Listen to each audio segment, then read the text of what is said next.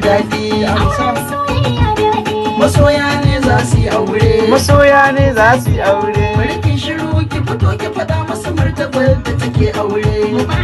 Da amarya Aisha kun zamo mahaɗin ku ɗaya. Ku sanya duka haƙuri a zukata don saboda ma'aikina. In kun ga annabi za ku yi koyi shi ya ce mana mai aure. Akwai abin da ya koye tabbas na cikin sirrin aure. Mun tabbata kuma kun shaida burin mu bai wuce ni aure. Amma yana ta tara kuɗaɗe don wani so yake ya kai aure. Ya haifi yaro kyakkyawa kuma har ya sanya mun suna. Gidan da za ni gina, kuɗin da zan samu, rasuwar da zan samu, yaran da zan samu, ilimin da zan kara, haƙurin da zan koya.